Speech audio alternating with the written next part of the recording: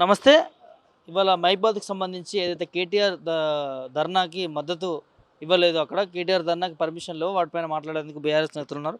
చెప్పండి బ్రదర్, ఎట్లా చూస్తారు? మైబాద్‌కి సంబంధించి పర్మిషన్స్ ఇవ్వలేదు.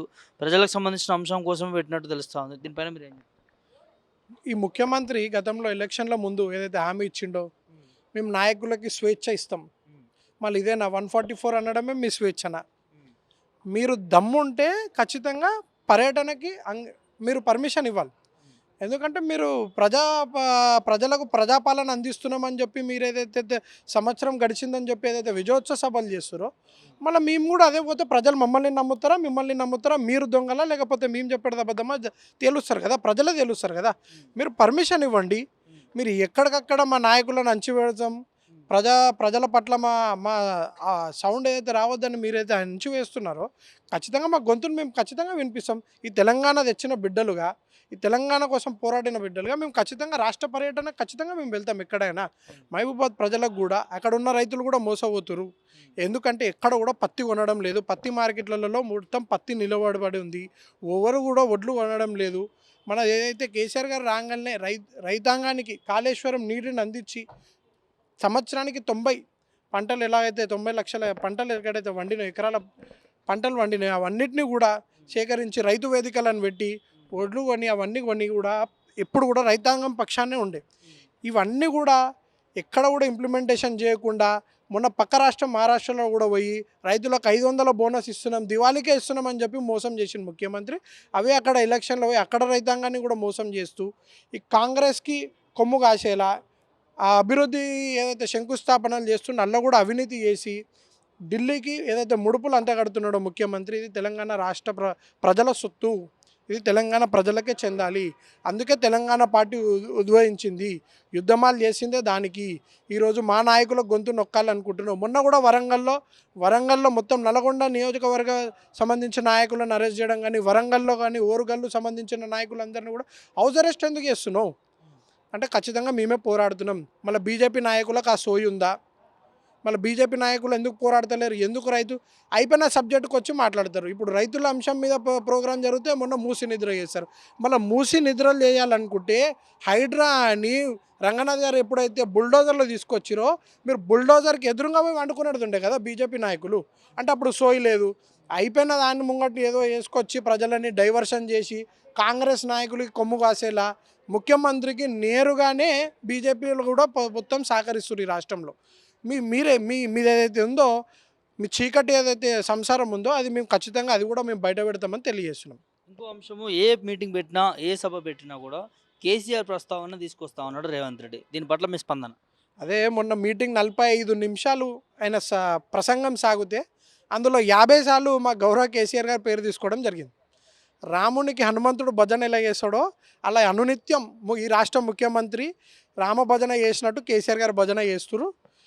వాళ్ళ ఇంట్లో కేటీఆర్ గారు కానీ శోభమ్మ గారు కూడా రోజుకి అన్నిసార్లు అయిన పేరు ప్రస్తావిస్తారో లేదు కానీ ఈ రాష్ట్ర ముఖ్యమంత్రి అనునిత్యం బుక్క తినేటప్పుడు కూడా మాకు తెలిసిన సమాచారం మంత్రుల పట్ల కేసీఆర్ గారి పేరు తలవంది ఈయన రోజు పూట 2 గడవడం లేదు. అదే జరుగుతుంది అనునిత్యం. ఇక ప్రజలేడ మర్చిపోతారు నాయన. నువ్వు ఏదో కేసీఆర్ గారిని నేను తీసి వాడేస్తా, ఈకలాగా వాడేస్తానంటే ఈ రాష్ట్రానికి ఇప్పుడు ముఖ్యమంత్రులు నువ్వు ఉండొచ్చు, ఇంకా తరాలు మారే కొద్దీ ఇంకా ముఖ్యమంత్రులు రావచ్చు, ముఖ్యమంత్రుల పేరు మారవచ్చు, కానీ రాష్ట్రాన్ని సాధించిన వ్యక్తిగా కేసీఆర్ గారు చిరస్థాయిగా ఉండిపోతారు ఖచ్చితంగా. ఈ రాష్ట్రాన్ని సాధించిన ఘనత ఎల్లకాలం, అది ఎన్ని తరాలు మారినా ఎన్ని జనరేషన్లు వచ్చినా ఎప్పటికీ కూడా కేసీఆర్ గారి పేరు అలాగే పదిలంగా ఉంటుంది. ఎందుకంటే సెక్రటేరియట్ కట్టిన ఇవన్నీ ఎవరు కట్టిరని కూడా రేపు ఎంక్వైరీ చేసి ఘనత కేసీఆర్ గారికే చెందుతుంది. నువ్వు నడిచే హైవేలు కానివ్వండి, నువ్వు కూర్చున్న సెక్రటేరియట్ కానివ్వండి, నీ ముంగట కనిపించే ఏదైతే జ్యోతి ఏదైతే అమరవీరుల జ్యోతి ఉందో అది కూడా కేసీఆర్ గారు కట్టించిన గతి. ఏదైతే అంబేద్కర్ గారి స్టాచ్యూ, నీవైతే దళితుల పట్ల ఈ రాష్ట్రంలో ఎంత అన్యాయం జరుగుతుందంటే గిరిజనుల బిడ్డ పట్ల కూడా అంబేద్కర్ గారికి కూడా నివాళులు అర్పించే సోయిలేని ముఖ్యమంత్రి రాష్ట్ర ముఖ్యమంత్రి. అంటే నువ్వు రెడ్డివి కాబట్టి ఒక గతంలో టీడీపీలో ఉన్నప్పుడు నేను ఒక ఇంటర్వ్యూ చూసిన, మా ఇంటి ముంగటికని దళితులు నడుచుకుంటూ పోతే చెప్పులు చేలా పట్టుకొని నడుచుకుంటూ పోవాలి. అదే అహంకారాన్ని నువ్వు ఇంకా కొనసాగిస్తున్నావా? ఆ అహంకారంతోనే ఈరోజు ఏదైతే 125 అడుగుల ఏదైతే అంబేద్కర్ విగ్రహం సెక్రటరీ వద్దనే కొలువు తీరిందో, నీకు ఇంత ఈ సంవత్సరం పాలనలో ఒక్కరోజు కూడా నీకు సమయం దొరకలేదా ముఖ్యమంత్రికి అక్కడ పోయి ఆయనకి నివాళులు అర్పించే విధంగా? మేమనే ముఖ్యమంత్రిని ప్రశ్నిస్తున్నాం. మేము పెట్టిన దళిత బంధు స్కీమ్‌ని కూడా నువ్వు దాన్ని ఆపివేశావు. మళ్ళా దళితులకి నువ్వు ఏ పట్ల ప్రేమ ఉందని కూడా ముఖ్యమంత్రి తెలపాలి. ఇంకోటి సంవత్సర పాలనని విజయోత్సవాలు చేసుకోవాలని ప్రభుత్వం అంటోంది. దీనిపైన మీ స్పందన? అదే అయ్యా నువ్వు ఏం సాధించినావు? నువ్వు ఏం ఒరగదీసినావు నీ రాష్ట్రానికి? ఎక్కడ విజయోత్సవ సభలు? అంటే నువ్వు ఇచ్చిన 6 గ్యారంటీలు అమలు చేసినావా? దేవుళ్ళ పైన ఎక్కడ పోతే అక్కడ దేవుళ్ళ పైన ఒట్లు పెట్టి ఈరోజు మొత్తం అందరినీ మోసం చేసి గుడిలను కూడా అపవిత్రం చేసి తెలంగాణ ప్రజలు ఆశపడ్డరు. తెలంగాణ ప్రజలు ఆశపడ్డరు. వాళ్ళని నెట్టేట ముంచేసి ఏం ముఖం పెట్టుకొని విజయోత్సవ సభలు చేసురు. ఎందుకు అబద్ధాలు? మహిళలకు 2000 వేసిరా? 1,00,000 తులం బంగారం యాడ్ చేసి ఇచ్చిరా? 500 గ్యాస్ ఇస్తాన్నారు ఇచ్చిరా? 200 యూనిట్ల కరెంటు ఫ్రీ వస్తుందా? ఎక్కడ కూడా ఏ ఇంప్లిమెంటేషన్ లేదు. ఏదైతే ఆటో డ్రైవర్లకు హామీ ఇచ్చిరు అది ఇంప్లిమెంటేషన్ లేదు. కేవలం తెలంగాణ సొత్తుని కొల్లగొట్టాలి. ఢిల్లీ పెత్తనం చేస్తున్న నాయకులకి ఈ సొత్తును అంటబెట్టాలి. పక్క రాష్ట్రాలలో ఎలక్షన్లకు డబ్బు లేకపోతే ఈ తెలంగాణ రాష్ట్రం ఏటీఎంగా మారింది. మొత్తం ఇక్కడ నుంచే డబ్బులన్నీ కూడా పక్క రాష్ట్రాలకు తరలుతున్నాయి. ఖచ్చితంగా మరొకసారి ప్రజలు రాబోయే ఎప్పుడు ఎలక్షన్లు వచ్చినా కానీ జమిలీ కూడా అంటున్నారు 1 నేషన్ 1 ఎలక్షన్ వచ్చినా కూడా ఖచ్చితంగా మళ్ళీ అధికారం వచ్చేది మేమే. ఎందుకంటే ఇక్కడ 8 చెరో 8 ఎంపీలను వంచుకొని కూడా కేంద్రం నుంచి ₹1 తేలే. మెడికల్ కాలేజ్ తేలే. మనమే సొంతంగా ఆనాడు ముఖ్యమంత్రి గారు ఉండి 33 జిల్లాలలో 33 ఏవైతే మెడికల్ కళాశాలలు కట్టారో ఆ ఘనత కూడా కేసీఆర్ గారు. మీరు నిర్మించండి. మీరు సంవత్సర పాలనలో ఇక్కడ కూడా విధ్వంసం చేసిరు తప్ప ఉన్న ఇల్లులు కూలగొట్టిరు తప్ప మీరు కొత్తగా ఏదో చేసింది లేదు. మేము కట్టిన దానికే ఈరోజు కాళోజీరావు గారు కానీ ఇన్స్టిట్యూషన్ కానీ ఏమన్నా కానీ మేము కంప్లీట్ చేసిన దానికి మీరు రంగులద్ది ఈరోజు ఇనాగ్రేషన్లు చేస్తారు. మీరు కూడా అట్లాంటివి నిర్మించండి ఖచ్చితంగా. మేము ఎట్లా అంటే కాళేశ్వరం లాంటి గొప్ప ప్రాజెక్ట్ 1,00,000 కోట్లతో చేస్తే మీరు అవినీతి అన్నారు. మళ్ళీ మేము తాగే నీరుకు లక్ష కోట్ల రూపాయలు ఖర్చు పెడితే మీరు మూసీ నదిలో 1,50,000 కోట్లు వేస్తామంటున్నారు కదా. మళ్ళీ అదే వరకు ఉపయోగం ఉంది? మీలాంటి పెద్ద పెద్ద బిల్డర్లకు రియల్ ఎస్టేట్ వ్యాపారులకే కేవలం ఉపయోగపడుతుంది తప్ప ప్రజలంతా కూడా దానివల్ల నష్టపోయారు. నీ అన్నట్లనో నష్టపోలేదు. నీ అన్నకు నోటీస్ పంపించినావు. నీ అన్న కోర్టు నుంచి స్టే తెచ్చుకుంటే నీ అన్న బాగుపడ్డాడు. మన పేద ప్రజల ఇల్లులు మాత్రం అన్యాయంగా కేవలం 24 గంటలలో వాళ్ళ ఇంటి మీదకి హైడ్రా తీసుకుపోయి తెలంగాణను మొత్తం విధ్వంసం చేశావు. రియల్ ఎస్టేట్ రంగం అంతా కుదేలైపోయింది. మొత్తం అసలు టెస్లా అనే కంపెనీ కూడా వాళ్ళు ఎంచుకోవడంలో మొదటి 5 రాష్ట్రాల్లో తెలంగాణ లేనప్పుడు మేము చాలా బాధపడ్డాం. ఎందుకంటే అంత పెద్ద కంపెనీ మన రాష్ట్రానికి వచ్చినుంటే 1500 మందికి ఉపాధి కలుగుతుండే. ఖచ్చితంగా ఇక్కడ చదువుకున్న పిల్లలకి జాబ్ వస్తుండే 1500 మందికి. కనీసం ఆ లిస్టులో కూడా మనం లేనందుకు చాలా సిగ్గుచేటుగా అనిపిస్తుంది. ఇదే కాంగ్రెస్ పార్టీ యొక్క విజయోత్సవ సభ అని నేను అనుకుంటున్నా.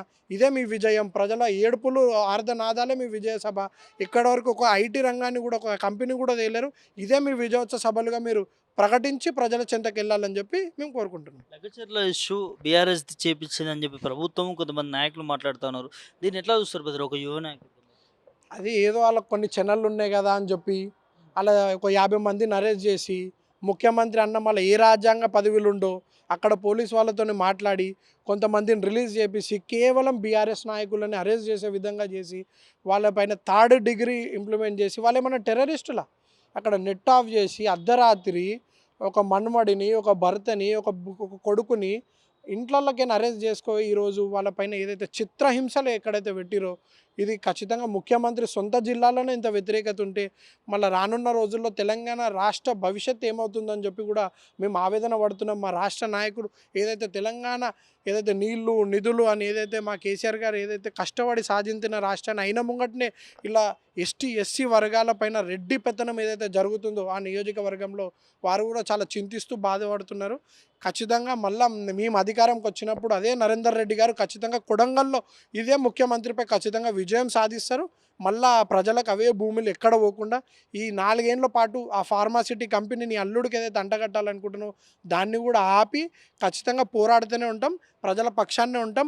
అవసరమైతే కేటీఆర్ గారు హరీష్ రావు గారు కూడా పోయి ఆ 1300 ఎకరాలు ఏదైతే స్థలం ఉందో అక్కడనే మేము కూడా ధర్నా చేస్తాము. ఇది జాతీయ స్థాయి వరకు వెళ్ళాలని చెప్పి ద్రౌపది ముర్ము గారి దగ్గర కూడా అపాయింట్మెంట్ కోరడం జరిగింది. ఢిల్లీకి వెళ్ళి ఎస్సీ ఎస్టీ ఏదైతే కమిషన్ ఉన్నాయో వాళ్ళని కూడా కలవడం జరిగింది. హ్యూమన్ రైట్స్కి కూడా కంప్లైంట్ ఇవ్వడం జరిగింది. దీన్ని జాతీయ స్థాయిగా మేము కూడా ప్రకటించాం. ఎందుకంటే వాళ్ళు ఎస్సీ ఎస్టీ నాయకులు ఎవరు చెప్పుకుంటారు? వాళ్ళు ఏదైతే గిరిజన ప్రజలు ఉన్నారో నాయకులుగా మాకే కదా చెప్పుకుంటారు. నాయకుడు అక్కడ చెప్పేదే ధైర్యం. అదే ధైర్యాన్ని అక్కడ మా పట్నం నరేందర్ రెడ్డి గారు తెలపడం జరిగింది. ఆ ధైర్యాన్ని ఇచ్చిర్రు వాళ్ళు. అంతేగాని ఏదో అధికారుల పైన దాడి చేయమని కాదు. వాళ్ళు నాయకుడు అనేవాడే ధైర్యం ఇచ్చేటోడు. ఆ ధైర్యాన్ని ఇచ్చిండు. దాని పట్ల అక్రమమైన అరెస్ట్ చేసిర్రు. అల్ల కూడా కేటీఆర్ గారి పేరుని చేర్పించి వారిని కూడా అన్యాయమైన అరెస్ట్ చేద్దామనుకుర్రు. కానీ అది చెల్లదు. ఇది రాష్ట్రానికే ఏదైనా ముఖ్యమంత్రి పైన కూడా ఇది చెల్లుబాటు కాదని చెప్పి కేటీఆర్ గారిని అరెస్ట్ చేయలేరు. కానీ వాళ్ళు కూడా ప్రిపరేషన్ జరుగుతుంది. మీరు అరెస్ట్‌లో కూడా సిద్ధంగా అండి. ఈ అరెస్ట్ అయినా కూడా ఖచ్చితంగా ఇక్కడ ఉన్న తెలంగాణ సైన్యం అంతా కూడా భారతీయ రాష్ట్ర సమితి ఏదైతే సైన్యం ఉందో ఖచ్చితంగా రోడ్ల పైనకి వస్తుంది. గట్టిగా పోరాడతాం. మీరు ఇంత దృష్టితో 144 సెక్షన్ ఏదైతే పెట్టి ఈరోజు మీరు ఏదైతే పర్యటన అడ్డుకురో ఇది సిగ్గుచేటు. మీకు నిజంగా దమ్ము, ధైర్యం మీరు ప్రతి పథకాన్ని ప్రజల చెంతకు వెళ్తుందన్నప్పుడు మీరు ధైర్యంగా మీరు ఖచ్చితంగా పర్మిషన్ ఇవ్వాలని చెప్పి కూడా మేము ప్రభుత్వాన్ని హెచ్చరిస్తున్నాం.